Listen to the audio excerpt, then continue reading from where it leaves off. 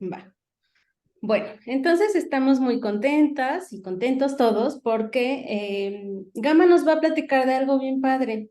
Entonces, Miguel Ángel González Arias, acá Gama, estudió biología en la Facultad de Ciencias en la UNAM, cursó sus estudios de maestría en el Instituto de Biotecnología, también de la UNAM, y durante todo este periodo ha adquirido una amplia experiencia en la obtención de genomas a partir de metagenomas y en la ciencia de proteínas.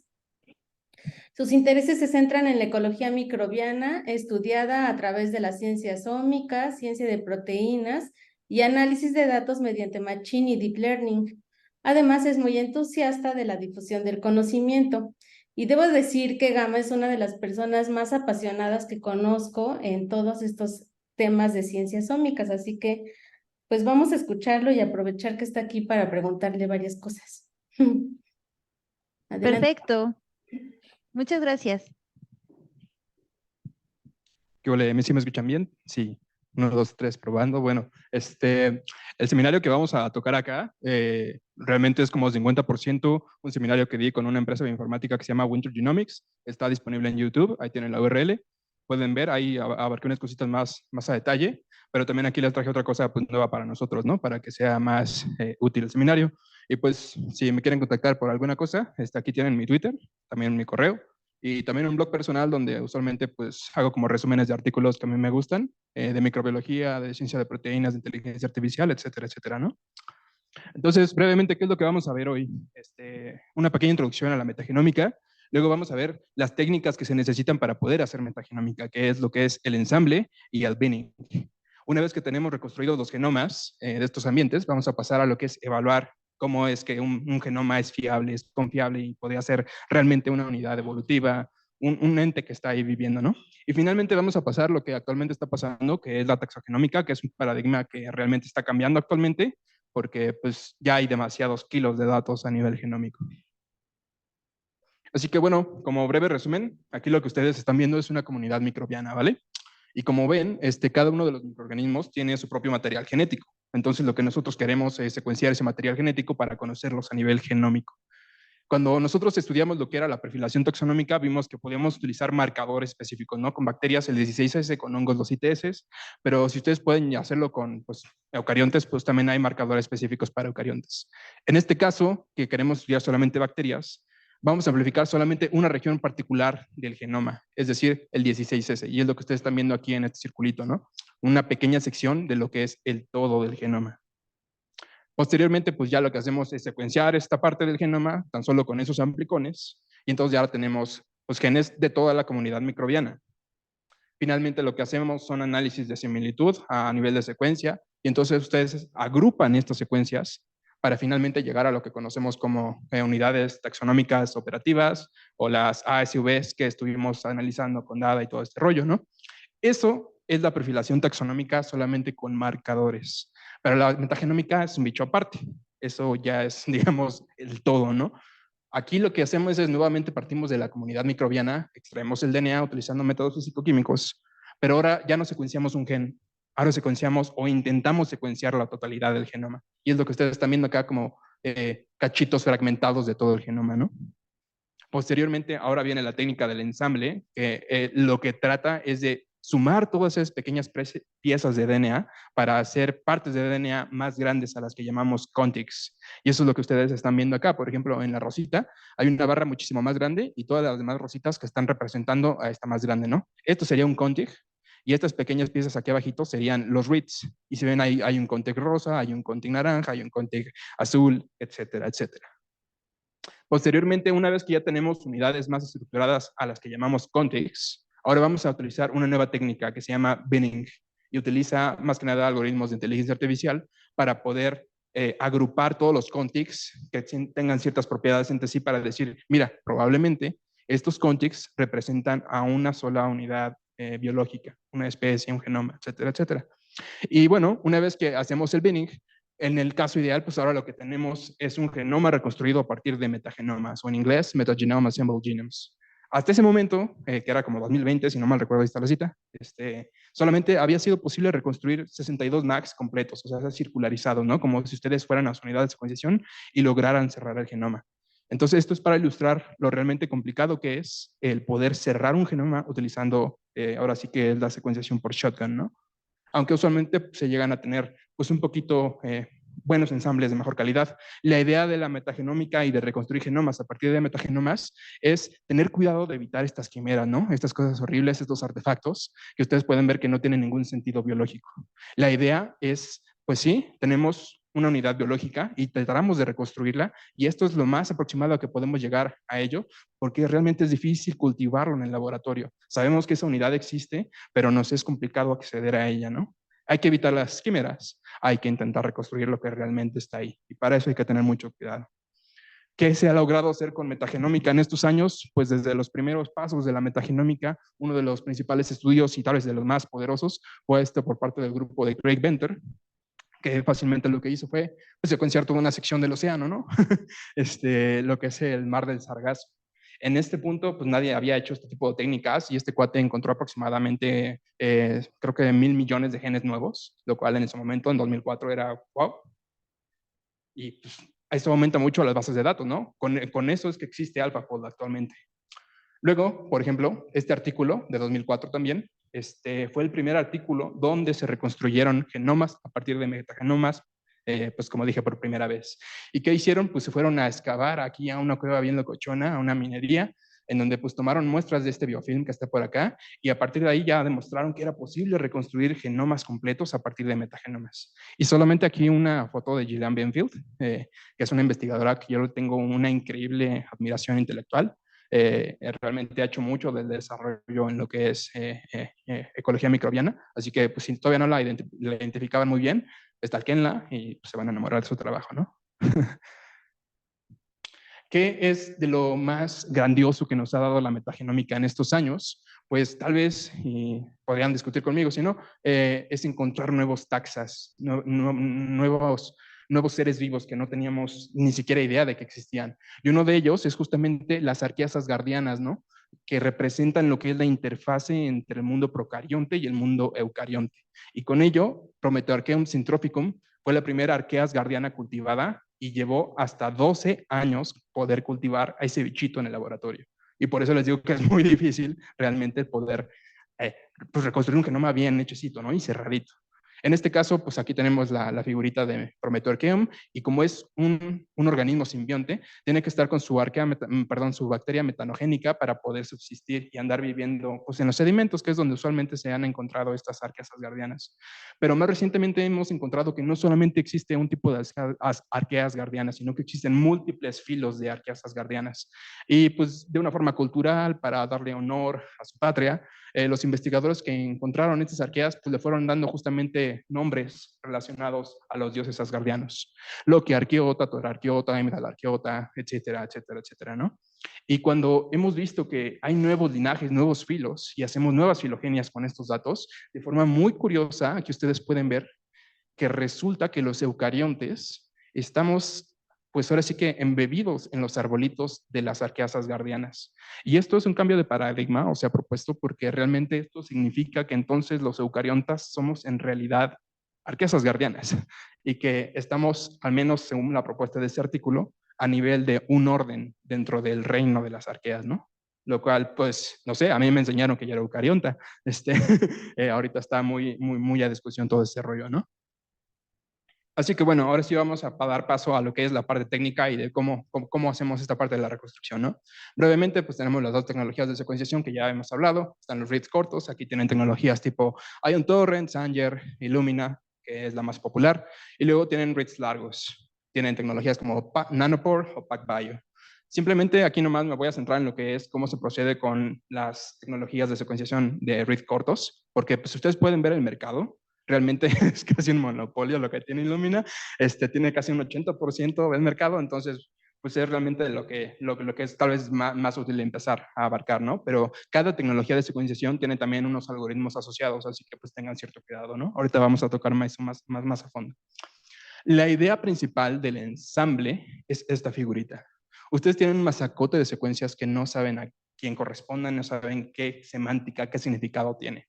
Y entonces vamos a utilizar algoritmos para darles contexto, para darles estructura. Y estos serían los reads, estos serían ya los contigs abajo, la hojita, la que tiene justamente ya la estructura de los datos, ¿no?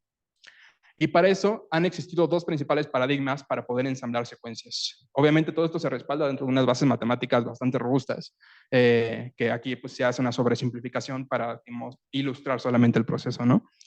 Uno de ellos, el primer paradigma que eran de los primeros ensambladores, por ahí de los 2000, era este que se llamaba el sobrelape, ¿no? Sobrelape por consenso, en donde ustedes lo que tienen son aquí los reads, y entonces aplican pues, algoritmos de alineamiento para poder decir, ah, mira, este read pues encaja por esta parte, luego esto por otra parte, y bla, bla, bla, y finalmente hacen una secuencia consenso que representaría ya el contig en sí, ¿no? Sin embargo, estos eran los primeros paradigmas de ensamble. Luego nos vimos en la necesidad de desarrollar o aplicar nuevas matemáticas porque ya eran demasiados datos y esto consumía muchísima memoria y muchísima capacidad de cómputo. Y entonces se decidió aplicar, o bueno, muchos de los algoritmos actuales de ensamble utilizan unas estructuras que se llaman gráficos de Bruegel, que bueno, no se ve aquí en el aula, pero creo que en el Zoom sí. Y aquí está, ¿no? Gráficos de Bruegel. Y esto se le llama un ensamble de novo. En resumen, acá igual son matemáticas como que bastante densas, pero vamos a sobresimplificarlo. Ustedes tienen aquí los reads y lo que van a hacer es partirlo en unidades aún más pequeñitas. A estas unidades les llamamos cameros, como está acá, ¿no? Y después de eso aplicamos teoría de grafos y los que hayan tomado un curso de álgebra lineal sabrán que una vez que tú tienes grafos o un grafo en sí lo puedes pasar a una matriz y si ya tienes una matriz ya tienes el mundo hecho y eres feliz porque las matrices son el regalo que Dios nos dio. Y entonces ustedes una vez que tienen ya un grafo listo de estas secuencias utilizan algoritmos de optimización para hacer una especie de recorrido y decir qué contigüidad hay entre bases nucleotídicas y finalmente llegas a una secuencia consenso, muy similar a lo que era lo que es el sobrelape por consenso, pero ahora aplicando la teoría de grafos para poder realmente reconstruir un contig, ¿no? Esto es el ensamble, para que quede claro. Uno era la parte vieja, paradigma de solapamiento, y el nuevo, que es ensamble de nuevo, utilizando gráficos de Bruegel. Y bueno, algo como consejo que les puedo dar es que pues, realmente actualmente no es como que exista el mejor ensamblador, ¿no? ¿Y esto por qué? Pues depende de su muestra, depende de si están haciendo contigs largos, si están haciendo contigs cortos, bueno, reads cortos, reads largos, perdón, o si están haciendo un híbrido. Realmente hay ensambladores específicos para, por ejemplo, cuando quieren unir contigs largos, contigs cortos, o solamente largos, solamente cortos, y por eso les puse acá, pues el mejor ensamblador no existe. Depende de pues, la plataforma de secuenciación que ustedes están utilizando, justamente PacBio o Illumina, por ejemplo. Los recursos computacionales, ¿qué tal si solamente tenemos una computadora y no tenemos un clúster? Entonces necesitan algo que consuma muy poca memoria, etcétera, etcétera, ¿no? Entonces, ¿qué recomendaciones hay? Pues una vez que ustedes ya tienen estos contigs, ahora lo que tienen que hacer pues, es como que hacer ciertas estadísticas, ¿no? Para ver si el mapeo es eficiente. Y eso lo pueden hacer, por ejemplo, mapeando estos contigs hacia sus reads para ver qué tanto porcentaje de todo lo que secuenciaron realmente se ensambló, ¿no?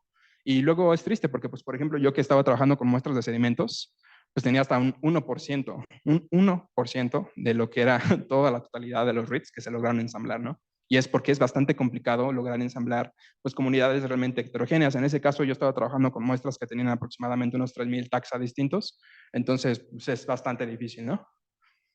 Otra cosa que pueden hacer son estadísticas de estos contigs. En este caso pueden analizar, por ejemplo, el tamaño. Nosotros preferimos contigs largos porque eso significaría que tendríamos tal vez genomas casi semicompletos, así como pues la distribución, ¿no? Haciendo estadísticas como de qué tantos contigs, de qué tanta longitud se lograron ensamblar.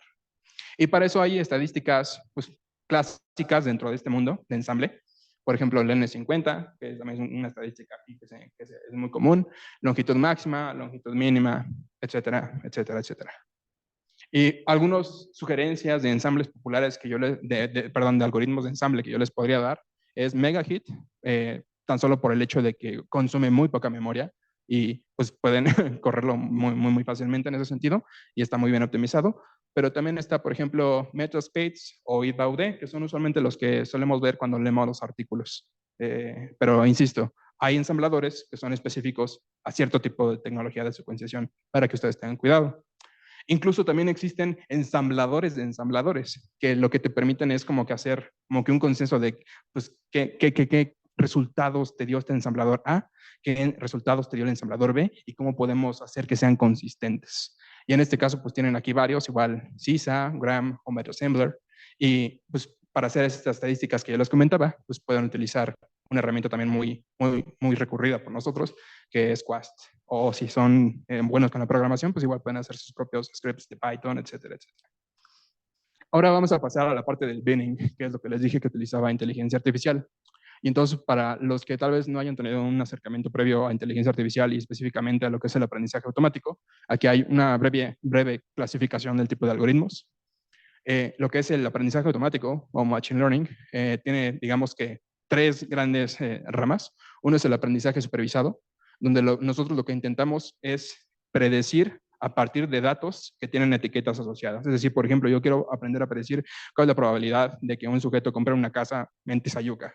Y para eso, pues no sé, tomo datos demográficos, por ejemplo, su ingreso salarial, si tiene una Afore, no sé, y datos numéricos. Eso es lo importante. Tengo unidades y datos asociados a esas unidades, etiquetas. Y en este caso, la clasificación lo que hace es, pues, como dice su nombre, pues, clasificar unidades. Si, por ejemplo, esta unidad es A o es unidad B, con datos ahora sí que son cualitativos, ¿no? Es A, B, C, D, etcétera, etcétera. La regresión, como ya todos conocen igual, ya trabajamos con la pendiente, pues es predecir los valores que son cuantitativos, o sea, predecir 3.1416, 27.8, etcétera, etcétera.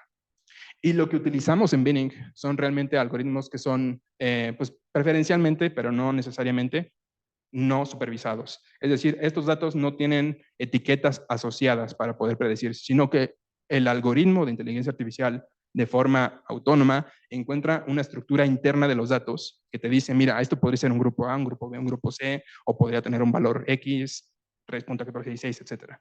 Entonces, por ejemplo, acá tenemos un algoritmo muy famoso que se llama K-means. Ustedes lo que ven acá son datos no etiquetados, y entonces el algoritmo, sin necesidad de etiquetas, es capaz de determinar que existen tres clusters, ¿no? Eso es solamente un breve ejemplo, pero pues por ejemplo también están los algoritmos, yo creo que ya todos conocemos, de reducción de la dimensionalidad, como, ¡ay, no sirve el video! Joder, bueno, como PCA, el análisis de componentes principales, que en resumen lo que hacemos es disminuir las dimensiones de nuestros datasets para definirlos en función de lo que tenga más varianza, ¿no? De lo que sea capaz de explicar la mayor cantidad de datos dentro de todas las dimensiones que representa nuestro dataset. Ahora vamos a explicar bien qué es el binning. Lo que les dije es que detrás del binning y las tripas realmente están algoritmos de inteligencia artificial, particularmente no supervisados, pero también hay redes neuronales, hay procesos gaussianos, hay máquinas de soporte de vectores, etcétera, etcétera, ¿no? Que son algoritmos muy fancies dentro del mundo de la inteligencia artificial. Pero ¿qué tipo de datos son los que se utilizan dentro de este paradigma para poder reconstruir genomas? Pues bueno, a lo largo de la investigación en genómica, hemos visto que la composición a nivel de nucleótidos tiene mucha información, ¿no? Entonces, por ejemplo, ustedes pueden calcular el porcentaje de GC, de guaninas y citosinas que tiene su genoma, ¿no? También, si toman cada 2 nucleótidos, pues decimos que esos son dímeros, ¿no? O si toman cada 4 nucleótidos, pues ahora son tetrámeros. Y si nosotros vamos tomando así esos tetrámeros, pentámeros, hexámeros, etcétera, etcétera, podemos sacar estadísticas de la composición que de hecho representan una firma a cada una de las entidades biológicas. En principio, cuando ustedes hacen análisis de composición, por ejemplo, si definen una especie a nivel de tetrámeros, las estadísticas dicen que, por ejemplo, hay una distribución que corresponde a ciertos géneros, por ejemplo, vamos a decir Vibrio, y otra distribución que corresponde a Escherichia coli, ¿no? O a una cianobacteria. Y esto pues, son datos que hemos ahora sí que conocido a lo largo del tiempo. Recuerden, datos de composición a nivel de nucleótidos y a nivel de la secuencia. Lo otro es la profundidad o la cobertura. Vamos a explicarlo más a detalle. Esto simplemente es la cantidad de veces que una región genómica se secuenció, ¿no? O sea, si por ejemplo tengo el gen 16S y se secuenció como, no sé, con 100 reads, pues entonces ahora tengo 100X esa región genómica. Insisto, esto lo vamos a ver más a detalle ahorita, no se preocupen. Y una tercera fuente de información que nosotros podemos utilizar para hacer el binning es lo que es el perfil filogenético o las funciones de cada uno de los genes que se supone tiene nuestro genoma, ¿no? Eso igual son etiquetitas que nosotros podemos revisar. Ahora vamos a ver un ejemplo de algoritmo aplicado. Entonces, ustedes ven acá que lo que partimos es desde los contigs, ¿de acuerdo? Vamos a extraer todas estas características que yo les comentaba a nivel de composición de secuencia. Y eso vamos a tener una dimensión, bueno, en el dataset, en la tablita vamos a tener como, no sé, 1024 columnas por cada una de nuestras muestras, que son los contigs, o sea, filas. Y entonces, en este caso, vamos a utilizar un algoritmo de reducción de la dimensionalidad. Aquí, por ejemplo, utilizan este que se llama Barnes-Hood SNE, pero pues, insisto, pueden utilizar tal vez PCA o Disney, BioMap, etcétera, etcétera, ¿no? Y entonces, ahora ven que de esas dimensiones a nivel de composición, ahora tenemos unos ciertos clústeres, ¿no? Unos ciertos grupitos que están por acá, que recuerden, estos son en sí los contigs, ¿no? Las estadísticas que derivamos de los contigs a nivel de nucleótidos. Ahora vamos a utilizar un nuevo algoritmo, en este caso, para identificar qué identidad tienen asociada estos clústeres.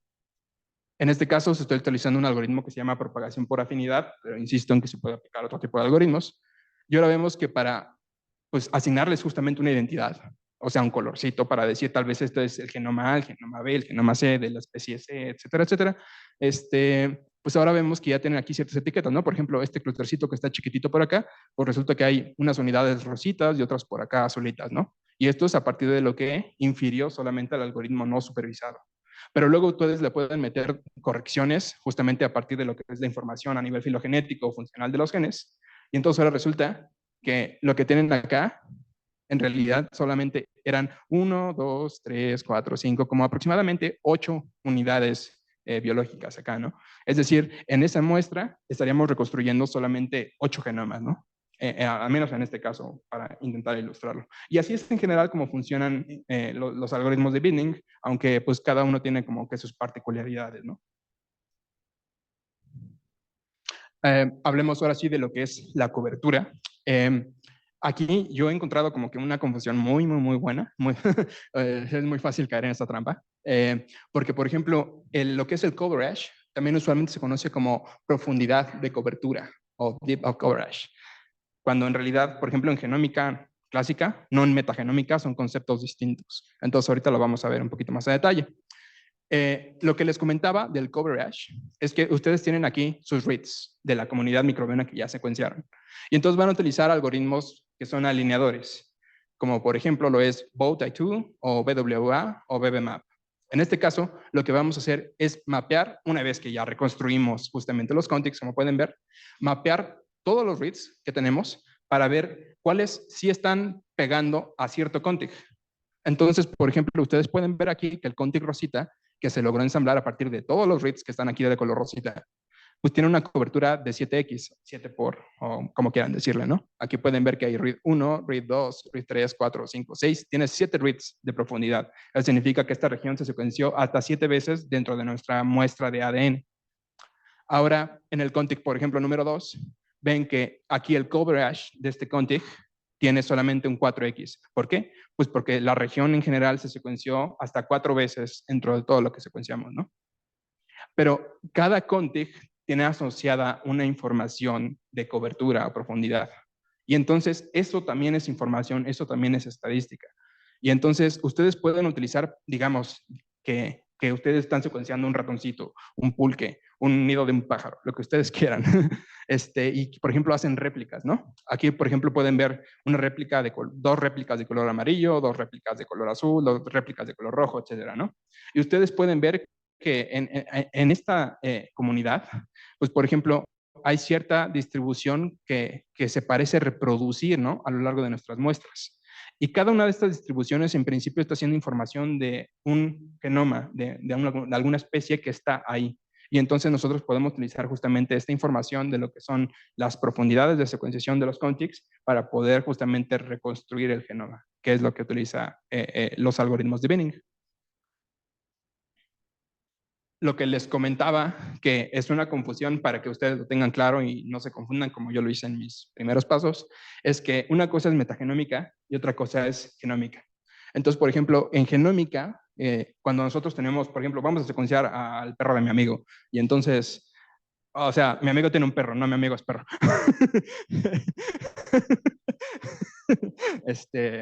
Sí, bueno, mi amigo tiene una mascota, la mascota de mi amigo. Tenemos, por ejemplo, un genoma de referencia. En este caso, no sé, el genoma humano, el genoma del perro en general, ¿no? Y ustedes ven que el genoma de referencia tiene esta longitud, ¿no? Por ejemplo, que es toda esta barra azul.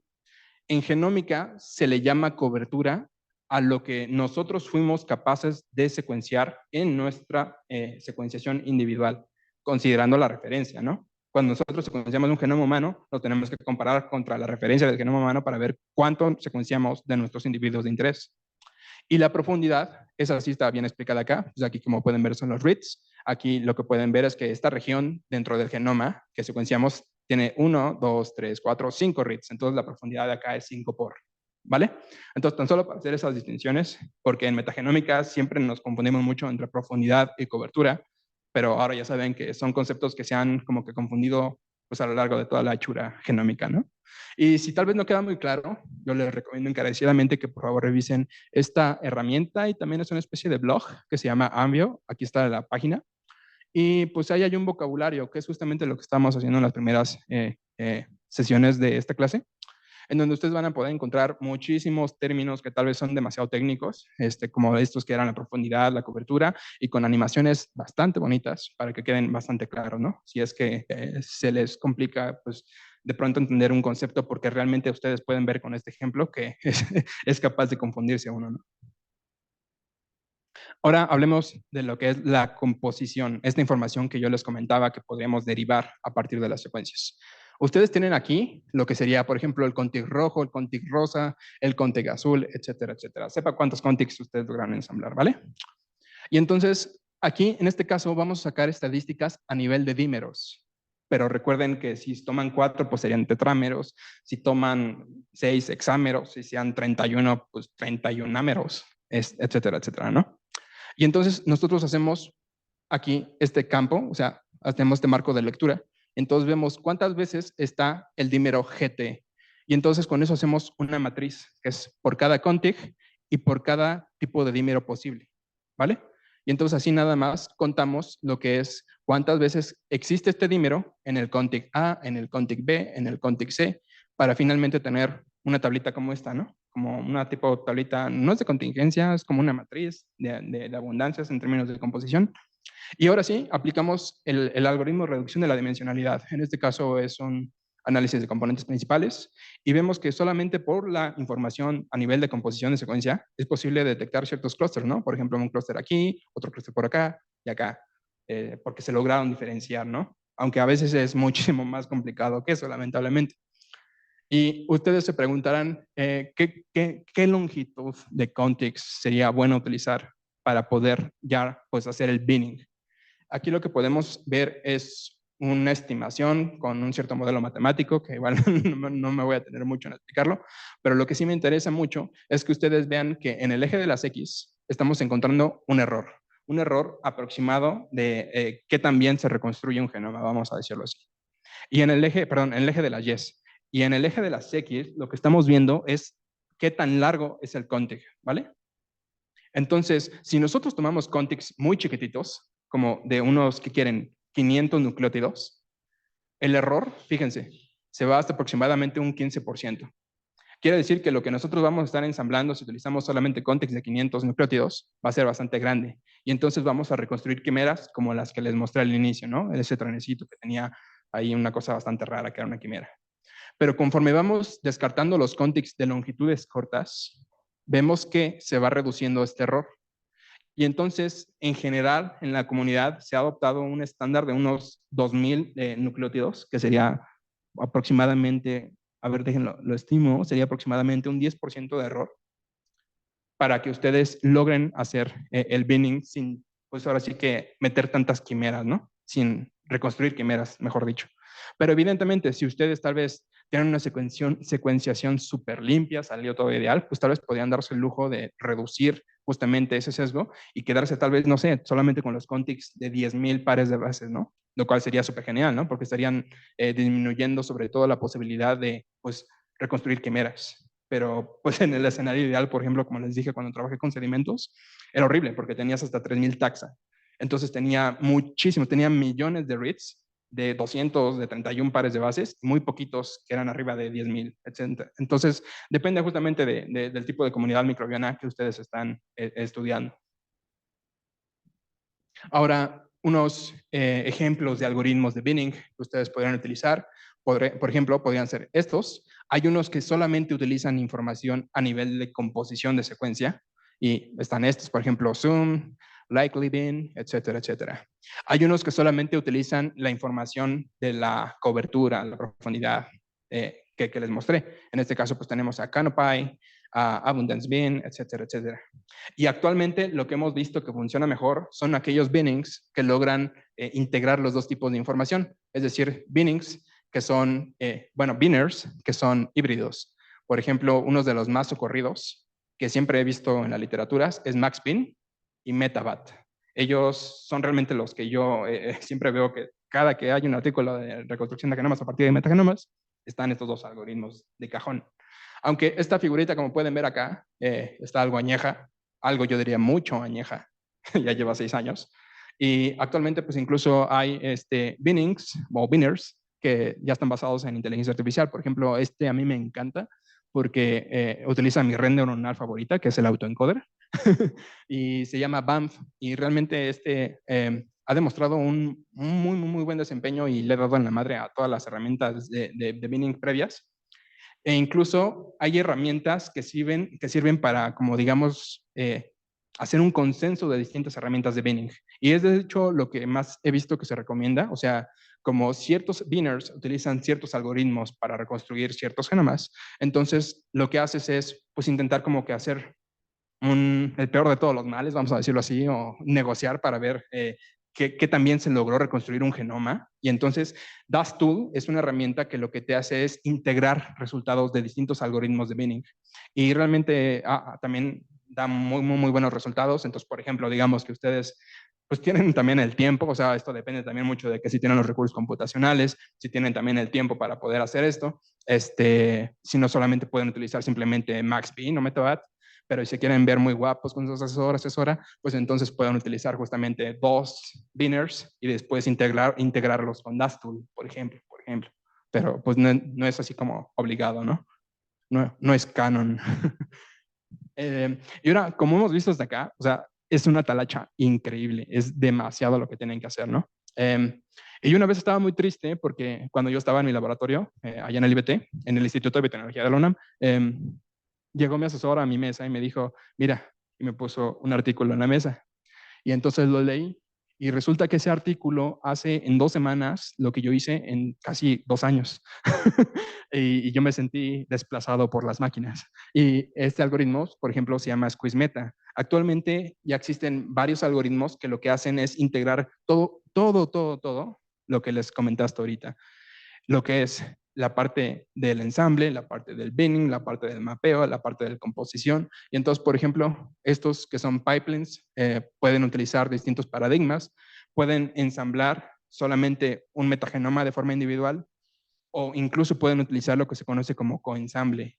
Esto es tal vez un poco más esotérico, he visto que tiene como muchas discusiones en la comunidad también, pero digámoslo así, nosotros somos humanos, eso estamos de acuerdo todos, ¿no? Entonces nosotros queremos secuenciarnos y queremos pues representarnos, ¿no? Entonces, si nosotros tenemos muestras del Golfo de México, del Mar Negro, del Océano Atlántico, y ahí existe una especie, pues entonces con el coensamble podemos tomarnos esas libertades, vamos a decirlo así, esas libertades intelectuales y coensamblarlos para poder reconstruir ese genoma, ¿no? Aunque si ustedes quieren tal vez información que sea específica a la muestra biológica que ustedes mostraron, pues entonces solamente hacen un ensamble específico para esa muestra. ¿Queda claro? O sea, pueden coensamblar distintas muestras, por ejemplo, de múltiples bocas humanas para ver qué microbiomas existen aquí en la lengua, o pueden solamente tomar una muestra para saber si, por ejemplo, Mirna tiene alguna especie de bacteria o cuando fue al doctor, ¿no? Porque se me está muriendo y resulta que necesita un tratamiento. Entonces, por eso se pueden tomar esas como libertades intelectuales en función de sus intereses, ¿no? Ahí tengan mucho cuidado. Y bueno, les dije, existen varios pipelines. Hay otro que se llama MetaWarp, o no sé si lo pronuncié bien, pero pues igual se pueden ahorrar todo eso. Y simplemente esos pipelines completos solamente necesitan que tú les digas, estos son mis reads 1, reads 2, bueno, mi R1, mi R2, aquí están. Y entonces le dan enter y se van 2 semanas a ser feliz y a vivir su vida. Y regresan 2 semanas después allá a analizar sus datos de forma cómoda. Porque resulta que ese algoritmo lo hizo mejor que mi trabajo de 2 años completo. Entonces, yo se los recomiendo encarecidamente hacerlo. Incluso si tienen muestras pequeñitas, por ejemplo, de unos cuantos megas. Yo, por ejemplo, estaba trabajando con 260 gigabytes de información de metagenómica. Entonces, mi asesor se enojaba conmigo porque yo quería comparar múltiples ensambladores y me dijo, estás loco, güey. O sea, eso es demasiado, demasiado cómputo. Y eso cuesta. Y también, si tal vez ya están como que saturados de tantas herramientas, existe una especie de, vamos a decirlo, como de una dinámica entre toda la comunidad microbiana que lo que hace es comparar distintos algoritmos de ensamble, distintos algoritmos de binning, distintos algoritmos de mapeo, y eso se le llama un benchmark. Entonces, este es, pues digamos, este consorcio que se ha dado a la tarea de comparar múltiples algoritmos. En este caso es el más reciente artículo de lo que se conoce como el CAMI Challenge, de Critical Assessment of Metagenome Interpretation, ¿no? En este caso, les digo, encuentran herramientas de múltiples tipos para reads cortos, para reads largos, y ustedes pueden ver, o bueno, cuando lean este artículo, ustedes pueden ver cuál sería la herramienta que mejor se ajusta a la naturaleza de sus muestras, ¿no? Y bien, ahora vamos a pasar a la parte de evaluar la calidad de lo que logramos reconstruir, ¿ok? Aquí lo que ustedes tienen en el círculo es una bacteria, un diagrama de bacteria, porque no son tan redonditas. Y ahora tienen genes que son, bueno, que sabemos que solamente se presentan en una sola copia, ¿no? Entonces, uno de los mejores enfoques que tenemos actualmente para evaluar la calidad de nuestras reconstrucciones es ver qué tan bien se reconstruyeron estos genes que deberían de estar en una sola copia, ¿vale? Entonces, aquí tenemos una bacteria y estos son cada uno de una copia, 2 copias, 3, bla, bla, bla. Son 5 genes. Entonces, en este caso, tenemos una métrica que se llama integridad, o en inglés se le dice completeness. Como tenemos 5 genes y de esos 5 pues están todos, entonces esta integridad de nuestro genoma es 100%, ¿no? Lo cual nos dice de que el genoma está chido. Ojo, que tenga un 100% de integridad o de completeness no significa que sea un genoma cerrado, ¿vale? Significa que estos marcadores de copia única están bien reconstruidos, pero hasta ahí. Incluso otra vez no también reconstruidos, pueden ser secuenciaciones parciales de estos genes, ¿no?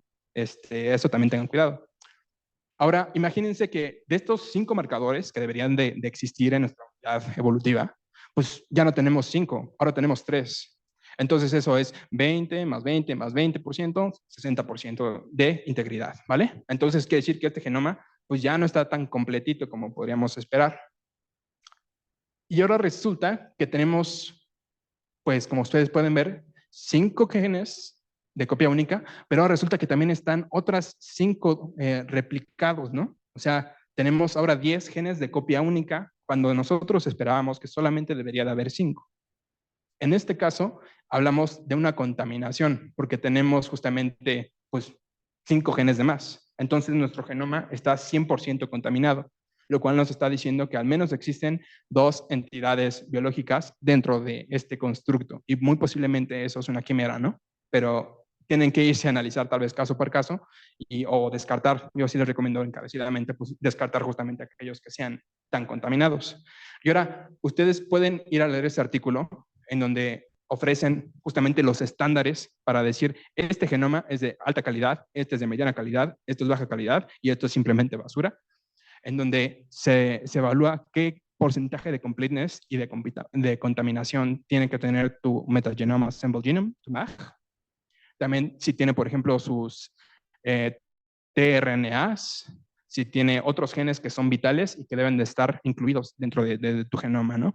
Entonces, por ejemplo, tiene que haber al menos 18 tRNAs, tiene que ser un 90% completo y 5% de contaminación o menor para que sea un genoma reconstruido a partir de metagenomas de alta calidad. Pero, insisto, chequen este artículo para que ustedes vean en la tablita cuáles son las especificaciones de que un genoma es de cierta categoría de calidad, ¿vale?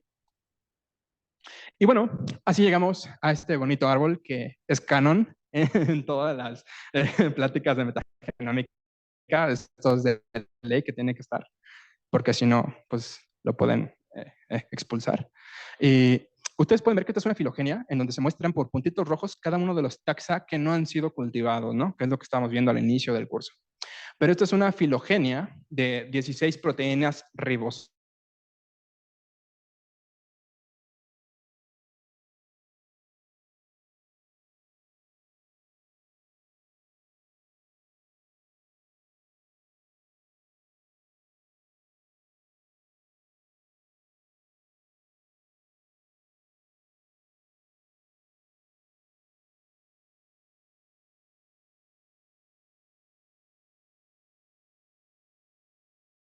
estábamos en el 16S, que está dentro de la subunidad 30S del ribosoma de los procariontes, ¿no? Pero pues esa es la caricatura, ¿no? La realidad es que es así, es solamente la subunidad 36S. Aquí lo que les pongo en color amarillito son todas las proteínas asociadas al ribosoma. En color azul es el 16S en general, en sí mismo. Y las regiones rositas son de hecho las regiones hipervariables, las V3 y las V4, ¿no? O sea, en el mejor de los casos, nosotros estamos secuenciando incluso pues, solamente todo el 16S, ¿no? O en algunos casos solamente estamos secuenciando lo que es solamente las regiones rositas, las hipervariables, ¿no? Pero realmente el ribosoma es, pues sí tiene una muy buena información evolutiva, pero no es la única información evolutiva. Afortunadamente, ¿no? Porque ahora ya podemos secuenciar casi genomas completos a partir de, pues, de muestras ambientales. Y esto es lo que ustedes pueden ver aquí, de, por ejemplo, a nivel de los grandes dominios de la vida, eucarionta, arquea, bacteria, pueden ver que aquí hay proteínas ribosomales. En este caso, por ejemplo, las bacterias tienen ciertos marcadores ribosomales que son propios de bacteria y que servirían justamente para detectar bacterias, si ustedes quieren. Pero hay unas, por ejemplo, proteínas ribosomales que son compartidas por todos los dominios de la vida. Y hay unas que también son propias de solamente los eucariontes. Pero muy curiosamente, parece ser que no hemos detectado proteínas ribosomales solamente de arqueas. Entonces es casi lo que estábamos hablando al inicio, ¿no? Entonces, pues en realidad, y si en realidad, ¿qué tal que somos una arquea, no? ¿Quién sabe? Eso está todavía a investigar y si ustedes quieren ganarse un Nobel, pues yo les sugiero que vayan por allá. Pero pues recuerden mucho que el ribosoma pues realmente es un monstruo así y que recuerden que el ribosoma es una ribosima, es RNA catalítico principalmente, ¿no? Que es todo lo que vemos en azul y el apartado proteico es en amarillito lo que ustedes están viendo para que vean que pues el 16S existe, ¿no? Que no solamente son secuencias nucleotídicas que vamos a analizar con DADA2, con quimio, etcétera, etcétera. Existe y se mueve, ¿no? Está vivo. Entonces, ahora la idea para reconstruir filogenias más robustas que no solamente adopten la información del ribosoma es incluir pues una mayor cantidad de marcadores que tengan buena información evolutiva, ¿vale? Y entonces, ¿qué marcadores, qué genes hay que tomar? Aquí ustedes pueden ver, por ejemplo, aquí dice en el texto en azul, que tal vez el grado de conservación para una buena proteína marcadora, pues tiene mucha relación con lo que es su función dentro de la célula. Mientras más conservado esté una familia de proteínas, es porque su función dentro de la célula, pues es tal vez más vital para que subsista, ¿no? Entonces, por ejemplo, ustedes tienen aquí las histonas, un ejemplo de que es la proteína que pues, enrolla todo el material genético, ¿no? Para regular la transcripción y todo este rollo en eucariontes. Si comparamos distintos homólogos del pez, del perro, del humano, de los peces, actinopterígidos, etcétera, ustedes pueden ver que las histonas a nivel de secuencia de aminoácidos realmente no han divergido tanto. En el eje de las Yes, ustedes pueden ver el porcentaje de identidad de secuencia entre múltiples homólogos y verán que pues sigue arriba de un 95%, ¿no? Entonces, los genes de histonas podrían ser un buen candidato para marcadores filogenéticos. No así, por ejemplo, la albúmina, una proteína que está relacionada a lo que es el transporte de sustancias. Y ustedes pueden ver que a lo largo de la evolución, las proteínas de las albúminas han divergido hasta aproximadamente un 20% de identidad de secuencia. Entonces ahí ya no tienen información evolutiva que sea capaz de reconstruir árboles filogenéticos, ¿vale? Aquí pueden ver, por ejemplo, cuáles son las principales funciones, las más cosificadas, las mejores. Pues obviamente tenemos las proteínas ribosomales dentro del corazón de la vida. Tenemos también a los tRNAs. Luego también tenemos, por ejemplo, a los mRNAs, otras funciones que son de regulación de cromatina, de proteasoma, etcétera, etcétera, ¿no? Hay distintas funciones que, como les dije, los marcadores van en función de qué tan vital es su función para la célula, ¿no? Para que no tomen pues, secuencias divergentes. Cuando nosotros hacemos filogenias, ahora tenemos que tener vamos a decirlo, un trade-off, vamos a tener que hacer como un negociamiento, trade-off, ¿cómo se puede traducir? Perdón el anglicismo, o sea, un compromiso. Tenemos que hacer un compromiso entre, pues, qué tantos datos tenemos para analizar y cómo analizarlos. Porque, por ejemplo, aquí en el eje de las Yes, vamos a ver que tenemos, pues, no sé, 1, 2, 3, hasta 1.000.000 de taxas distintos que queremos analizar en la filogenia, ¿no? Por ejemplo, vamos a decir. Y luego, en el eje de las X, tenemos el número de genes que podrían servir como marcadores. Ahora encontramos que, por ejemplo, si tenemos muy pocos taxa y que además tenemos muy pocos genes, La filogenia que vamos a reconstruir al hacer ese tipo de análisis, pues eso va a ser un error estocástico, va a ser, pues, así que como dicen en mi barrio, una chaqueta mental que solamente tú hiciste y que hasta ahí queda, y pues realmente no tiene nada de biología ahí detrás, ¿no? Pero ahora imaginen que tenemos muchísimos taxa, pero tenemos muy pocos genes y muy pocos, no sé, unas 5 proteínas, 10 proteínas tal vez.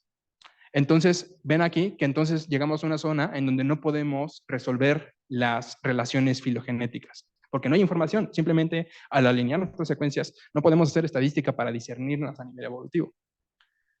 Luego, si nos emocionamos y tenemos muchísimos taxa y además muchísimos genes, vamos a encontrar que no todos los taxa van a tener ese gen por la naturaleza fragmentada de nuestros genomas, porque es muy difícil secuenciarlos de forma completa. Y no solo eso, también cuando quieran computar justamente una matricita de más de 1 millón de residuos, esa cosa necesita clústeres completos de cómputo. Entonces, tienen hasta, hay artículos que son 3 meses completos en supercomputadoras para hacer un arbolito y que contaminó el equivalente a 11 viajes redondos de Nueva York a París, solamente para hacer una estimación de una filogenia. Entonces, pues también piensen, ¿eso vale la pena? O sea, contaminaron casi lo que un Neymar cuando se fue ahorita, por ejemplo, a tomar su avión solito para solamente hacer una hipótesis, ¿no? Tal vez podrían aplicar mejores heurísticas con mejor biología para poder resolver esas relaciones filogenéticas. Y ahora, imaginen que tenemos muy pocos taxa, pero muchísimos genes, pues caemos en el mismo error, ¿no? Un error en donde no hay estadística para poder resolver las relaciones evolutivas. ¿Cuál es la zona ideal? Pues justamente esta, ¿no? Como que justamente el trade-off, ¿cómo me dijiste? El compromiso que tenemos, el compromiso que tenemos que adoptar para poder resolver la evolución, porque es muy complicado, ¿no? Entonces, aquí vemos un ejemplo muy bonito en el caso de analizar genomas de procariontes. Si nosotros tomamos solamente información de proteínas ribosomales, ustedes podrán ver acá en color, perdón, el verdecito son todas las bacterias comunes, las protobacterias, cianobacterias, etcétera. En rojito tenemos este grupo de patasibacterias que les comentaba, y luego en morado están acá todas las arqueas, ¿no? Y ustedes pueden ver que lo que es la distancia evolutiva en el árbol es muy, muy, muy, muy grande, ¿no? O sea, aquí las arqueas son otro bicho aparte, ¿no? Pero resulta que cuando ustedes toman marcadores de múltiples proteínas que no solo son ribosomales, sino que tienen por ejemplo, de histonas o de otras funciones muy, muy, muy vitales para las bacterias, ahora ven que la relación, esta distancia filogenética, ya no es tan larga como sí lo es cuando es solamente con proteínas ribosomales. Y de hecho, esta me parece es una mejor reconstrucción de lo que debería ser tal vez esas relaciones evolutivas, porque estás analizando más información, no solo proteínas ribosomales, ¿no? Y entonces llegas a distintas inferencias, ¿no? Aquí sí puedes decir, estos son bichos completamente distintos. Y aquí puedes decir, estos bichos ahora resulta que son bastante más común, más parecidos de lo que pensábamos. ¿Qué tipo de información ustedes pueden tomar para poder hacer sus filogenias? Bueno, ustedes tienen el genoma y luego tienen todas aquellas regiones que son codificantes a proteínas. En este caso, pues tienen distintas métricas, como esta que se llama el Average Nucleotide Identity, que igual son estadísticas a nivel de residuos de aminoácidos. Tienen, por ejemplo, solamente tomar las proteínas, no a nivel de CDS, sino que esto es a nivel de nucleótidos, recuerden. Esto es a nivel de aminoácidos. Y aquí existe también otro índice que se llama el Average Average Amino Acid Identity. Y luego abajo están pues, los clásicos, ¿no? Por ejemplo, igual otras métricas que son el ANI, depende de si, por ejemplo, solamente toman genes ortólogos, si toman todos los genes, si toman genes homólogos en general. Hay distintas definiciones que ustedes pueden utilizar, pero las que usualmente más se usan para poder clasificar son lo que es el 16S, por eso aquí están señalados con tradicional. También un alineamiento múltiple de secuencias, es decir, reconstruir los árboles filogenéticos mediante máxima verosimilitud o inferencia bayesiana. Y pues pueden utilizar distintos enfoques, ¿no? Como por ejemplo, reconstruir un arbolito por cada uno de esos genes y después de eso hacer un consenso o concatenar todos los arbolitos para intentar resolver pues, de tajo todas las relaciones evolutivas. Y tengan en consideración que cada una de estas métricas sirven para poder resolver a distintos niveles dentro de la jerarquía taxonómica. Hay unas herramientas que se utilizan más para resolver, por ejemplo, a nivel de especie. Hay otras que se utilizan más a nivel de género, otras que se utilizan incluso más profundos a nivel de fila, etcétera, etcétera, porque es la información que nos dan, ¿no? Esto es lo que les estaba comentando. En el caso, por ejemplo, de a nivel de eucariontes, ustedes van a tener igual distintos marcadores que tienen distinta resolución, que es lo que estamos viendo acá, ¿no? En lo que es la escala taxonómica, hay unos marcadores filogenéticos, proteínas, o tal vez no necesariamente proteínas, tal vez RNAs, que ofrecen la suficiente resolución para resolver relaciones tan profundas a nivel de orden, a nivel de filo, ¿no? Hay otras, por ejemplo, en las unidades conservadas, los intrones, las variaciones de un solo nucleótido, los single nucleotide polymorphism, que te permiten pues ya discernir a nivel de familia, a nivel de especie, ¿no? Etcétera, etcétera. Y aquí pues el elefante en la sala, en este salón, que afortunadamente es blanco, es que nosotros como biólogos en general, pues solamente estamos viendo al individuo a partir de lo que es una perspectiva reduccionista, una filogenia, ¿no? Una filogenia que es solamente un componente de toda la biología. Y recuerden que la vida en sí misma es materia con historia, ¿no? Sino que no solamente es simple genes, sino que depende de un contexto. Y ese contexto que es, pues es justamente sus interacciones ecológicas, ¿no? O sea, si me voy a estudiar el mangle, a mí me sirve también ver cuál es el metabolismo que tiene una célula con otras para degradar cierto metal pesado, porque quiero hacer bioremediación, algo así. ¿Qué fisiología, en qué condiciones se expresan ciertos genes? ¿No? A nivel genómico, ¿cómo se regula? ¿Cuál es su organización? A nivel bioquímico, ¿no? ¿Cuáles son las proteínas? ¿Cuál es la cinética enzimática de esas enzimas, ¿no? Entonces, recuerden que pues es reduccionista, es necesariamente reduccionista y no se sientan mal por hacer ese tipo de cosas porque simplemente no podemos hacerlo todo. Y si hacemos todo, pues que nos paguen bien. Porque la neta es una talachuda e incluso vidas enteras simplemente no pueden con todo lo que representa la materia con historia, es decir, la vida, ¿vale? Y que quede claro. Entonces, yo les recomiendo encarecidamente que chequen esta revisión en donde van a poder ustedes aprender a hacer filogenética como Dios manda,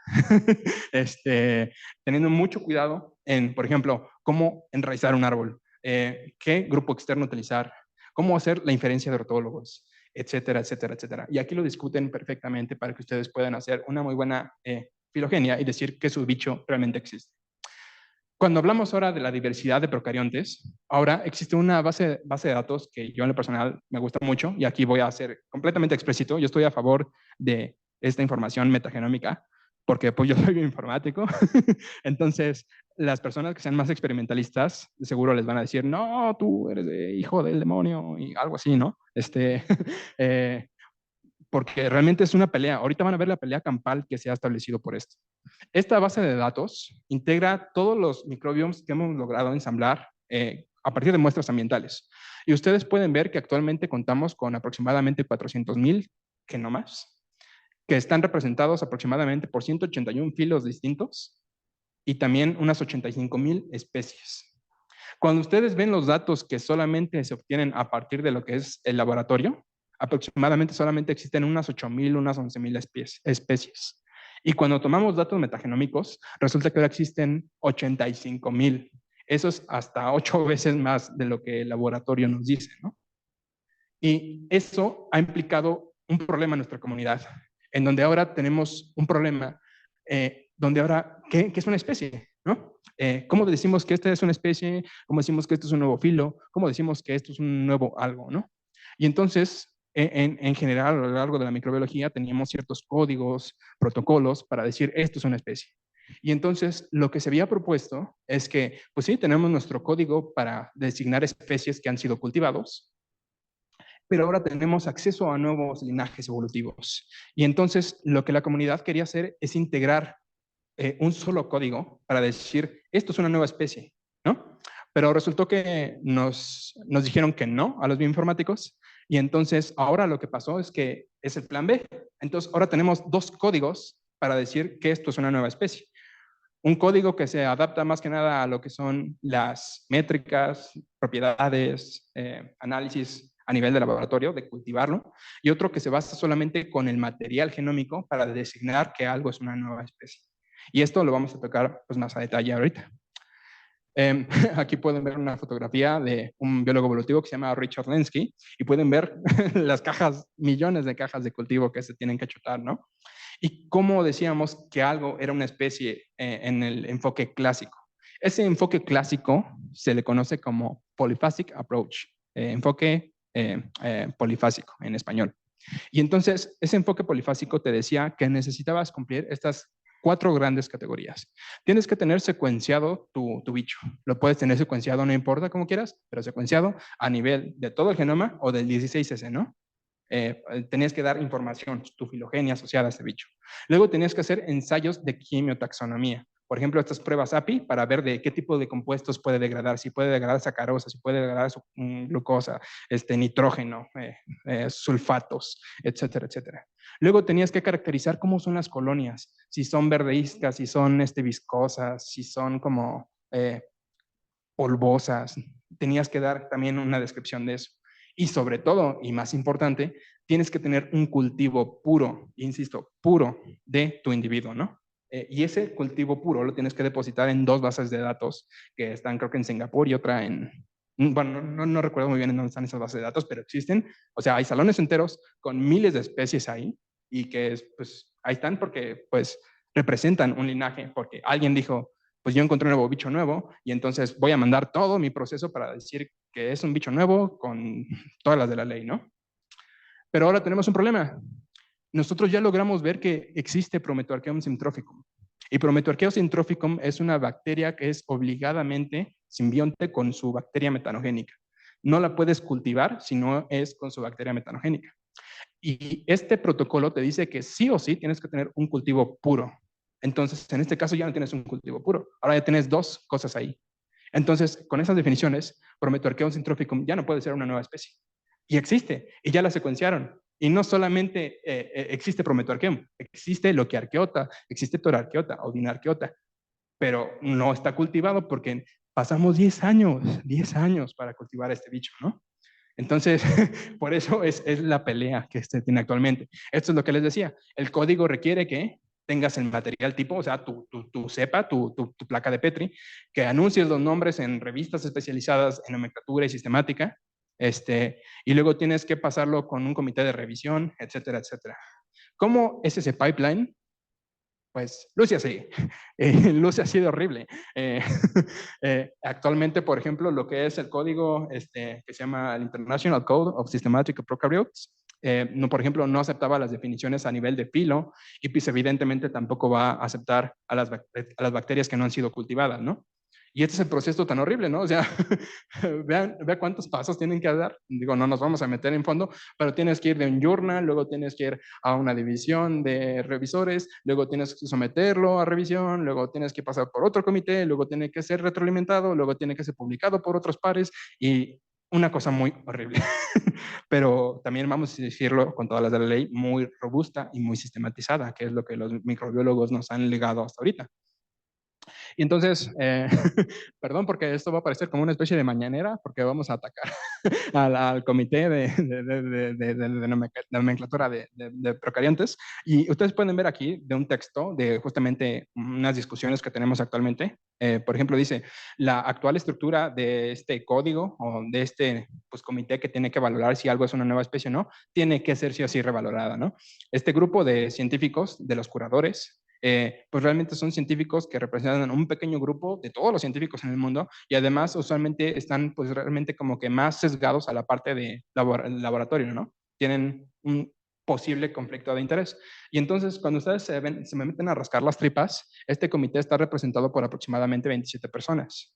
Si nosotros, por ejemplo, hacemos una premisa de que el poder designar una nueva especie lleva aproximadamente 7 días, y actualmente existen 85,000 especies en la GTDB, eso significa que tardaríamos 1630 años asumiendo que podemos cultivarlas todas, ¿no?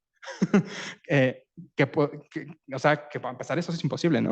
Porque tan solo Prometoarchaeum tardó 10 años. Entonces, fíjense cuántos años sería para poder procesar toda la información de todas las especies que existen actualmente. Llegaríamos hasta el 3350.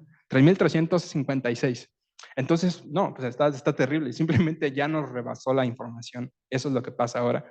Y por eso es que necesitamos aprender inteligencia artificial, porque ya no estamos en la era genómica, ya estamos en la era de la semantización. Ahora ya tenemos datos por toneladas, ya no kilos, y ahora ya nos rebasamos en nuestras capacidades, y por eso necesitamos aplicar nuevas estrategias. Así que aprendan inteligencia artificial.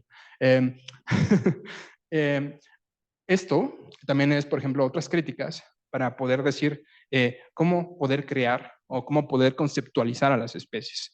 Y cuando nosotros nos vamos así a los que se consideran los padres de la filogenética y sistemática, podemos decir que en estos trabajos seminales se consideraba que una buena pauta para decir que algo es una especie es utilizar una referencia taxonómica basada en un tiempo universal, o sea, en una filogenia aproximadamente. Pero pues en los 50, cuando esto se propuso, pues no había realmente los kilos de material genético que contamos actualmente, ¿no? En este caso, William Henning, que es el padre de la sistemática, pues en estos artículos se proponía que pues los árboles evolutivos, como los que ya hemos visto, debería de ser el criterio para poder designar la clasificación taxonómica de las unidades evolutivas, de los taxa que ustedes pues pueden encontrar ahí. Y esto es lo que significa. Ustedes tienen un arbolito que se ve así. Y entonces, por ejemplo, lo que es en la escala evolutiva, recuerden que estas son unidades realmente de la tasa de sustitución a nivel de aminoácidos que tiene, de acuerdo a cierto modelo probabilístico, que son los modelos de sustitución, que son estas matrices que se utilizan en la inferencia filogenética. Y entonces, por ejemplo, si el arbolito tiene esta distribución y este nodo está en esta longitud, entonces, por ejemplo, todo lo que esté en esta distancia filogenética debería tener una asignación a nivel de filo, por ejemplo, o superfilo en este caso, ¿no? O si los nodos caen, por ejemplo, en esta otra ramita, en esta otra bandita por acá, pues, por ejemplo, podrían ser considerados que todos estos nodos deberían de tener una asignación taxonómica a nivel de especie o a nivel de género, ¿no? Y esto es de hecho lo que se ha adoptado en esta nueva base de datos taxogenómica, la GTDB, para que quede más claro. Las distancias evolutivas definen lo que deberían de ser las jerarquías taxonómicas. Entonces, si un nodo se encuentra a esta distancia filogenética, corresponde a una especie. Si estos dos nodos corresponden a esta banda, esta distancia filogenética, pues ahora es un género. Y así, ¿no? Mientras más profundo nos vamos hasta el último ancestro en común. Esas son las bases de la base de datos taxogenómica que se plantea justamente en este artículo que se llama una taxonomía estandarizada basada en filogenética de genomas, pues para revisar lo que es el árbol de la vida, ¿no? Así que, pues esto es lo que tenemos, ¿no? Si nosotros hacemos la filogenia así normalita, lo que ustedes van a ver es que existen varios bichos que tienen unas tasas de sustitución en sus proteínas que son bastante aceleradas. Y esto se debe a que son bichos que son simbiontes obligados. La purificación, bueno, el tipo de selección natural que se ve sometido a este tipo de individuos que son simbiontes obligados es muy distinto a lo que es un organismo de vida libre. Entonces, aquí las tasas de sustitución son extremadamente altas. En este caso, los que diseñaron la GTDB diseñaron un proceso de normalización de lo que es las distancias filogenéticas para que así ustedes pueden ver que cada uno de estos anillos correspondería a una jerarquía de todos estos nodos, filos, todos estos nodos, clase, todos estos filos, etcétera, etcétera, ¿no? Son banditas que lo que hacen es delimitar justamente la distancia filogenética de los nodos para decir que esto representa una nueva jerarquía taxonómica o no. ¿Cómo funciona la GTDB? Digámoslo así a detalle, aunque recuerdo que esto es una sobresimplificación, porque sí está horrible, es muy técnico a veces. Ustedes tienen, por ejemplo, 400,000, bueno, no sé cómo vamos de tiempo, ya casi a las 5. Ya vamos a acabar incluso, no se preocupen. Entonces, el primer paso, ustedes tienen 400,000 genomas de microbios. ¿Cómo pueden primero encontrar clústeres? Entonces, ustedes utilizan la métrica que les comentaba, que se llama el Average Nucleotide Identity, para poder clusterizarlos. Y entonces, ustedes tienen aquí a 3 genomas, aquí tienen otros 3 genomas y otros 4 genomas. Y entonces, después de aplicar este método de clusterización, pues pueden ver que todo aquello que se encuentra dentro de este circulito, que es justamente el radio de 95% de ANI, pues representaría lo que es un clúster a nivel de especies. ¿Por qué 95? Pues cuando se ha hecho la estadística de distintos cortes del porcentaje de ANI, hemos visto que lo que es el 95% es una métrica que es consistente con lo que sabemos a nivel de especies. pero pues también obviamente hay mucha discusión respecto a qué rango hay que cortar, pero bueno, digamos que ese es el término general, ¿no? 95% a nivel de ANI. Luego, pues toca reconstruir la filogenia. En este caso, tienes que buscar estos genes marcadores que les comentaba. La filogenia de la GTDB para bacterias se basa en 120 proteínas que están conservadas. De arqueas se basa solamente en 53 proteínas y con eso ya hacemos la filogenia.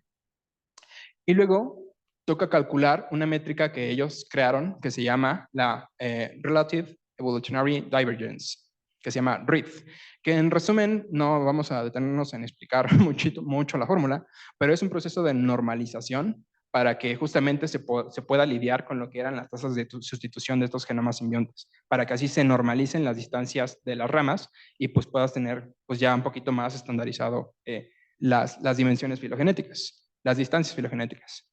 Y cuando ustedes leen distintos artículos de si esta cosa es robusta, pues se ha encontrado que sí es robusta, que se utilizan, por ejemplo, distintos algoritmos para reconstruir árboles, por ejemplo, IQ-Tree, RAGML, FastTree, sirve. También se utilizan múltiples modelos de sustitución en estas herramientas filogenéticas. También se utilizan múltiples marcadores, no sé, solamente en vez de las 120, 50 proteínas, y se siguen recuperando las mismas relaciones filogenéticas, a grosso modo. También si muestreas más o menos taxa, se siguen recuperando igual las relaciones filogenéticas, etcétera, etcétera, ¿no? Aquí les puse tan solo algunas 7 evidencias de que esta base de datos parece ser lo suficientemente robusta para que pues también ustedes tal vez puedan tener más interés en poder utilizarla. Pero ¿por qué es que es polémica? ¿Por qué tal vez la gente no la quiere? La gente más que nada como que con el background de laboratorio. Pues porque como ustedes pueden ver aquí en este diagrama de barritas en color verde, se representan más que nada lo que son los genomas que están reconstruidos a partir de metagenomas, a los MACs. Y en azulito y en naranja están las bacterias que sí han sido cultivadas. Entonces pueden ver que, por ejemplo, a nivel de filo, pues muchísimo más de la mitad, o sea, el 70% está representado por puros MACs. A nivel de clase, igual, más del 70%, prácticamente todas las categorías taxonómicas están representadas en un más del 70% por solamente genomas reconstruidos a partir de metagenomas. Y entonces la banda, pues la neta quiere pues cosas cultivadas, ¿no? Porque les gusta la fisiología, porque quieren bla, bla, bla, bla. Entonces, ese es un punto negativo, ¿no? Porque pues realmente podríamos tener justamente quimeras. Tenemos tal vez mucho ruido ahí. Y otro punto que es el que también vino a destruir todo lo que teníamos, es que las categorías taxonómicas que teníamos o que conocíamos, pues ahora es un desmadre, porque se tuvo que partir. Por ejemplo, aquí los clostridiales, que es un orden de bacterias, se tuvo que partir no en un solo orden, sino que se tuvo que partir en 1, 2, 3, 4, sepa cuántos órdenes más, para poder conseguir que las relaciones sean monofiléticas. Entonces, eso fue un desmadre, ¿no? Porque rompieron muchas de las por relaciones que ya tenían establecidas hasta el momento y viceversa. También hay clados que pues correspondían a solamente, por ejemplo, esto creo que es a nivel de clase y pues múltiples clases. Ahora resulta que en realidad son una sola clase que, por ejemplo, en este caso se llama, ¿qué? Bacteroidea, sí. Entonces, imagínense todo el problema que ocasionó esto. Y realmente, por ejemplo, yo hasta me peleé con mi asesor, ¿no? Y fue una pelea campal que nomás no lo pude convencer de que esto sería como el futuro, ¿no? Y otro trabajo bastante interesante es en donde de forma independiente y con la misma escala de cómputo que implicó hacer este trabajo, estos otros investigadores encontraron en su filogenia, que también es bastante grande, que lo que es la GTDB, la taxonomía propuesta por la GTDB, es bastante consistente con lo que es su taxonomía, ¿no? Entonces, en este caso, Donovan Parks es uno de los investigadores que desarrolló la GTDB y en Twitter, que si no tienen Twitter, les recomiendo que se hagan en Twitter. Ahí uno aprende muchas cosas realmente. Yo hasta me gané una beca gracias a tener Twitter. De hecho, no una, sino que varias becas. Y por ejemplo, aquí este cuate tuiteó que aproximadamente un 98% de sus categorías taxonómicas son consistentes con este otro trabajo de laboratorio de Rob Knight. Entonces, aquí brevemente, no vamos a detenernos mucho en qué significa este índice de consistencia, pero vamos a decirlo en resumen, la consistencia significa qué tanto coinciden las categorías taxonómicas asignadas entre un esquema y entre otro esquema. Entonces, cuando ustedes ven, bueno, no se ve aquí en la clase, vamos a hacer un poquito más grande. Ahí está. Cuando ustedes ven que se compara el trabajo del laboratorio de Rob Knight contra la GTDB, la consistencia a nivel de filo, clase, orden, familia, género y especie está prácticamente en azul. O sea, en más del 95% todas son relaciones consistentes. Pero cuando lo comparas con la clasificación taxonómica Canon, la clásica, la que se utiliza en la NCBI, aquí encontramos muchísimas inconsistencias a nivel de filo, clase, orden, familia, género y especie. Entonces, se reprodujo, o sea, de forma independiente, la GTDB, sus conclusiones principales lograron ser reproducidas por múltiples trabajos. Y este no solamente por decirlo, este es uno de los más grandes, pero hay múltiples trabajos individuales que también han logrado reproducir sus resultados, como por ejemplo este otro que no solamente que no trabaja para nada con bacterias, sino que trabaja con hongos. Y encontraron que lo que son las métricas, como esta que les comentaba, que era el RIF, tiene un significado bastante consistente con métricas que se pueden derivar a partir de filogenias bayesianas.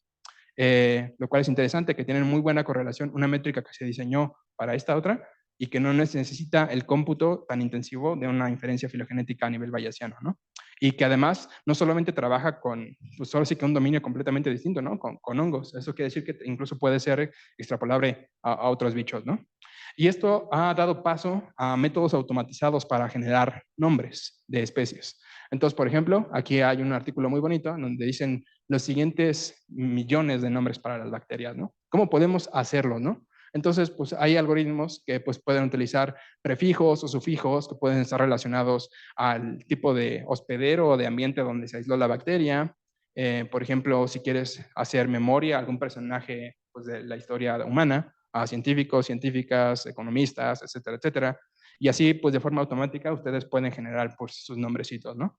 Y aquí, pues, otras citas, en donde, pues en general, en este artículo, pues sí está a favor igual de que los no cultivados deben de tener pues, su propio, para que algo exista tiene que ser nombrado, y lo que no existe simplemente pues, no tiene ningún nombre, hasta la nada tiene nombre, entonces, o sea, para que algo exista tiene que tener un nombre, y por eso es importante darle un nombre.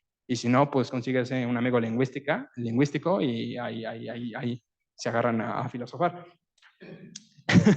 Y, por ejemplo, esto es algo muy curioso, que cuando nosotros revisamos lo que es el código a nivel de procariontes, parece ser que es bastante estricto y no tanto así lo son los otros códigos para los otros dominios como las plantas, las algas, ¿no? Aquí ustedes pueden ver, dice, el código de nomenclatura de procariontes es bastante particular respecto a lo que se supone es el material tipo para poder designar una especie, ¿no? Y estas son varias críticas que le han hecho justamente a nivel de bacterias. Y ya estamos por terminar. Ya casi. Que Mirna ya me echó. Sí, ya me echó. Sí. ¿Qué tiempo es? Ya estamos 5:05. Vamos.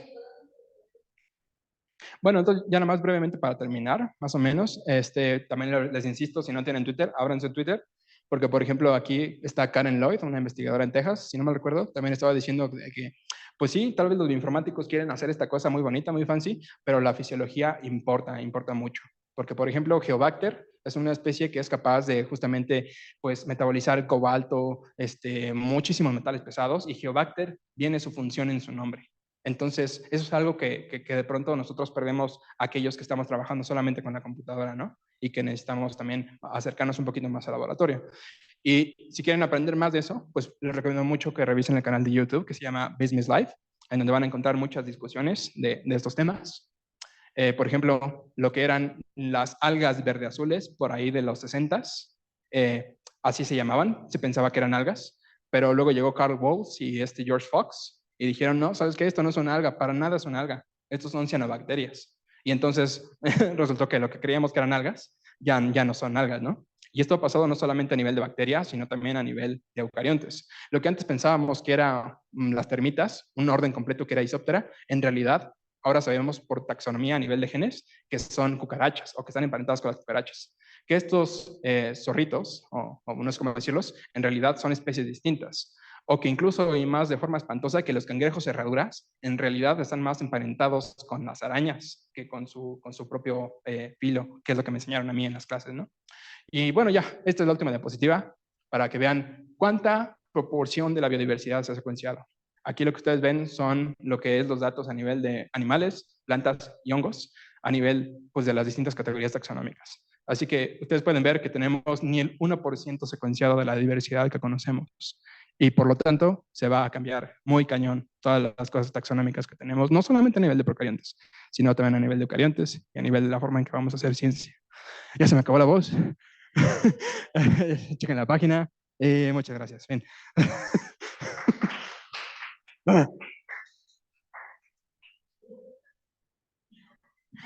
Descansa, Gama. Gracias, Gama. Qué padre presentación. Yo estoy muy emocionada. Estuvo muy genial. Oigan, pues yo digo que nos tomemos el tiempo para las preguntas y el artículo yo creo que realmente lo vemos la semana que entra, ¿no? Entonces, porque eso ya no va a suceder. No Entonces, sé ¿quién si tiene sea tan preguntas? necesario porque Gama ya abordó todo. Así ya Gama ya dio toda la clase, ya no. Sí. Y si No, nos sí, saltamos sí, este sí. módulo. Sí, sí, para verlo con más profundidad, pero pues si quieren ya la clase pasa, la clase que entra nos echamos todos los artículos. Dice Luigi que muy chida la presentación. Sí, está padrísima. Estamos muy emocionados.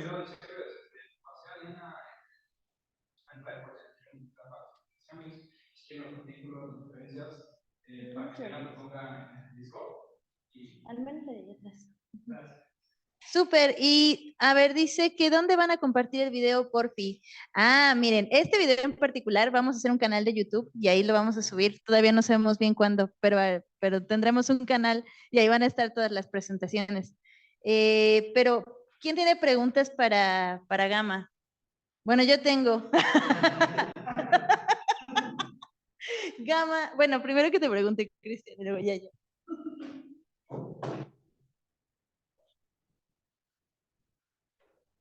Y hacía mucho énfasis en evitar las quimeras, pero no podría pasar como antes que cuando descubrió el ornitorrinco. Pensaron que no podía ser existente y lo descartaron hasta que alguien lo llevó vivo a ser investigado. No genera el mismo error. El ornitorrinco se descubrió como en 1600 y cuando lo llevaron a estudiarlo dijeron, no, esto alguien lo pegó, esto no puede existir. Y es lo que me refiero a tu de quimeras, si quieres evitar las quimeras, pero al evitarlas no puedes como que hacer el mismo error, ignorar bacterias nuevas. Ok, fíjate que, por ejemplo, y eso es un error bioinformático que nosotros hacemos, la banda en general dice, ah, mira, un nuevo taxón que está en la base de datos, tú mételo a la filogenia y ya. Entonces, se han integrado también realmente quimeras a varios estudios filogenéticos y por eso es que la comunidad justamente a nivel laboratorio dice, pues, ¿qué son estas jaladas, no? Estás metiendo quimeras a tu análisis. En general, como, pues, viste que el número de taxas también importa para resolver las relaciones filogenéticas, pues se han decidido meter genomas que están hasta incluso solamente 50% completos, lo cual pues tampoco es como que tú digas tan chévere, ¿no? Porque estás haciendo relaciones filogenéticas con un 50% de la información, pero nuevamente tenemos esa naturaleza fragmentada de, pues, de los datos. O sea, solo quería agregar a lo que estaba preguntando Cristian. Y una de las cosas, por ejemplo, es que a lo mejor ese genoma que tú puedes pensar que es una quimera, una forma en la que puedes descartar que es una quimera es si lo vuelves a recuperar. O sea, si a lo mejor tienes muchas muestras, digamos, del manglar en diferentes puntos y en todas ensamblas o logras reconstruir esa que puede ser una quimera, entonces ya puedes decir, bueno, probablemente no es una quimera porque la ensamblé aquí, aquí, acá y acá. Exactamente. Y bueno, ¿tienes más preguntas para Gama? Bueno, yo sí, muchas. No, Gama, a mí me gustó mucho tu presentación. Y yo, por ejemplo, muchos de los programas que dices de Binning no los había visto.